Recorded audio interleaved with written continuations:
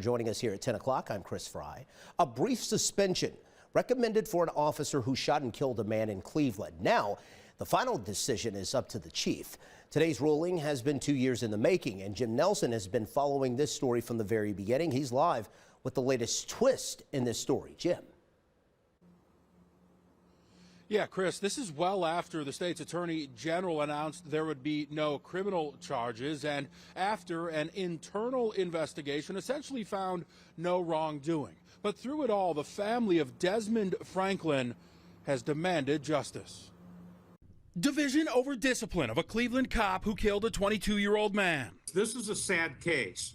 The person ends up dead. The Cleveland Civilian Police Review Board meeting virtually to discuss Officer Jose Garcia. If you don't identify as a police officer, we're being asked for a group violation. April 2020. This is where Desmond Franklin took his last breath. I'm still here fighting for my son.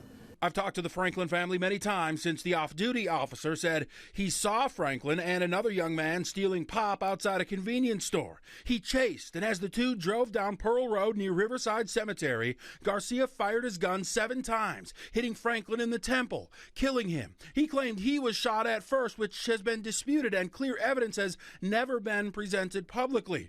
The review board found that Garcia never ID'd himself as an officer. As a result, the situation transitioned from a contentious encounter to a use of deadly force. I don't believe that it's fair in this situation to say, well, because of this, then all these other things happen. By a 4-3 vote, the group recommended Garcia be suspended 6 to 10 days. In a text, Franklin's father told me he's upset. It's another reminder of what happened, but he thanked the board for their finding.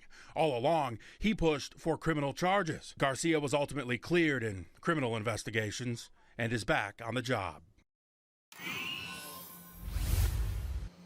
It's important to note that this particular panel is not the incoming Community Police Commission established by Issue 24. That group will have much more oversight and authority when it comes to police discipline. This is simply a recommendation from this particular group. Ultimately, Chief Wayne Drummond will have the final say.